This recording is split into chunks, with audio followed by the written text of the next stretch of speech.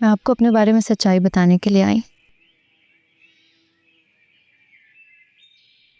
मामा जी मेरी शादी फौरन कर देना चाहते हैं।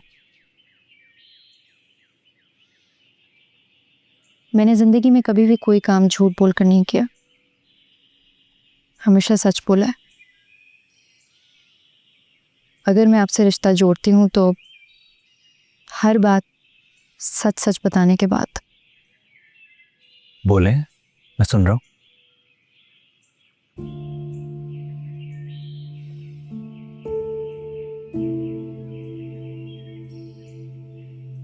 आप एक पढ़े लिखे इंसान हैं, बड़े शहर में रहते हैं, दुनिया भी ज्यादा देखी होगी।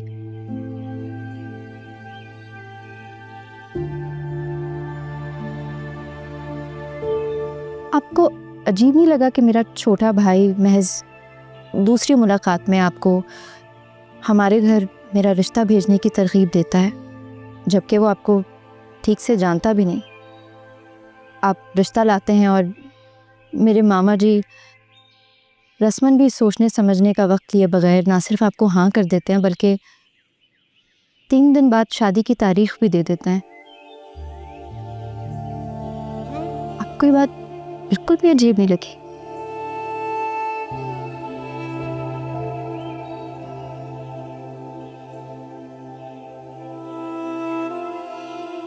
जी, मैं हैरान तो हुआ था। तब से दिमाग में सवाल घूम रहा है कि ऐसी भी क्या emergency. I mean, as uncle ऐसा भी बीमार नहीं है कि खुदा न खास्ता कोई जान का खतरा हो। तो फिर 2-3 दिन में शादी की बात कौन करता? तो फिर आपने मना क्यों नहीं किया? आपको उनसे सवाल करना चाहिए था ना। आपने कुछ सवाल भी नहीं किया, कुछ भी नहीं पूछा।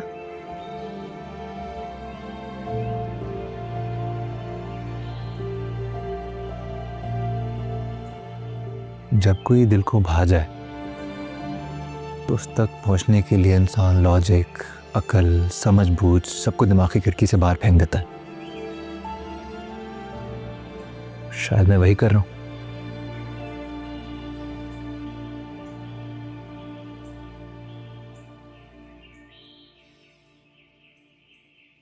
आपकी फैमिली की तरफ से जल्दी शादी करने की जो भी वजह हो, मेरे लिए यही खुशी की बात है कि जो लड़की मेरे दिल को अच्छी लगी उसका साथ पालूंगा।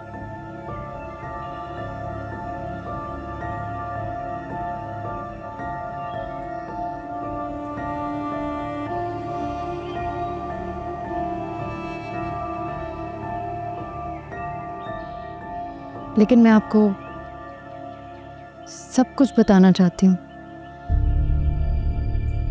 मैं नहीं चाहती इस रिश्ते की बुनियाद किसी भी झूठ या धोखे पर हो।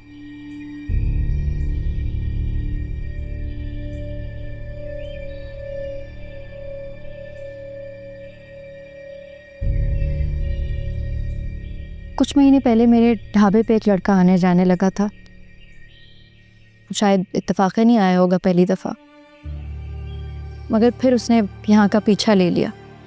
एक बदनीयत, बदकिरदार और इंतहाई बुरा इंसान है वो। बदमाशी के ज़ोर पर मुझसे ज़बरदस्ती शादी करना चाहता है। मामा जी डर गए। उन्हें खौफ है कि शायद वो मेरी हिफाजत नहीं कर सकेंगे, इसलिए मेरी शादी आनन फानन किसी माकूल इंसान से कर देना चाहते हैं।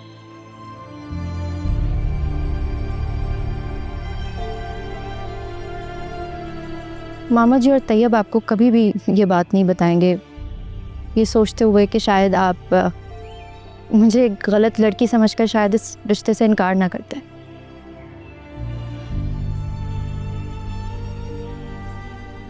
लेकिन मैं ये सच आपके सामने लाना चाहती थी। बाकी आपका जो भी फैसला हो।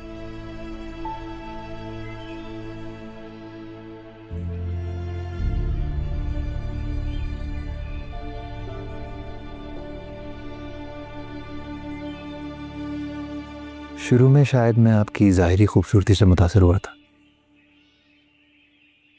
आपकी खूबसूरती, डर, बेखौफ अंदाज और कॉन्फिडेंस ने मुझे आपकी तरफ अट्रैक्ट किया था।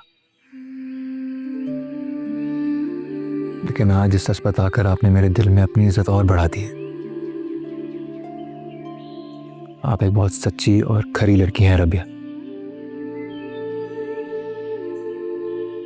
आपका साथ पाना मेरे लिए खुशकिस्मती होगी।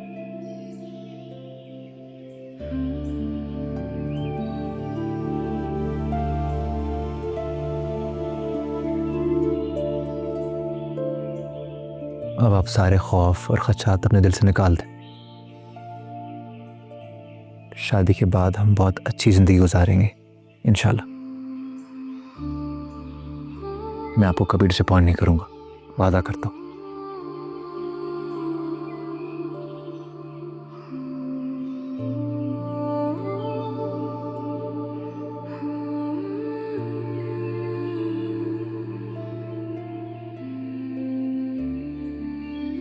क्या मतलब शादी कर रहा हूँ? ये क्या बात हुई? एक दिन फोन करो बहन को और बताओ कि मैं शादी कर रहा हूँ। खुद ही तो मेरे पीछे पड़ी रहती थी, शादी करो, इकलौते भाई हो, फिक्र लगी रहती है। वो तो ठीक है, जाहिर बात है मुझे फिक्र होती है, पर इसका मतलब ये तो नहीं कि तुम एक दिन मुझे कॉल करो और कहो कि जी मैं शादी कर रहा हूँ।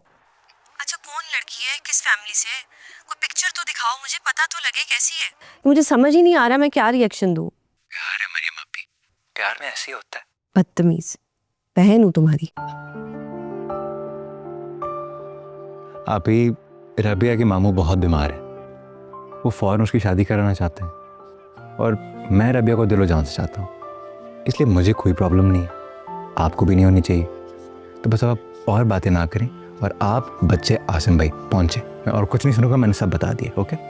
वाह, ये अच्छी ब्लैकमेलिंग है। वैसे बहन याद नहीं है अचानक से कॉल करके बम फोड़ दिया कि जी मैं कल शादी कर रहा हूँ। कैसे आऊँगी मैं, तुम मुझे बताओ। अच्छा, ये सब बातें आप यहाँ कर नहीं कर सकती, इधर आके कर लेना, जितना डांटना है डांट लेना। Okay?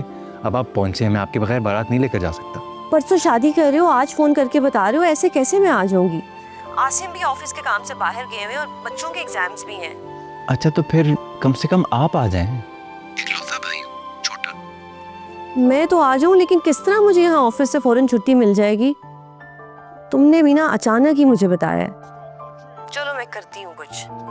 Take care, bye. Okay, best है। See you, love you, bye.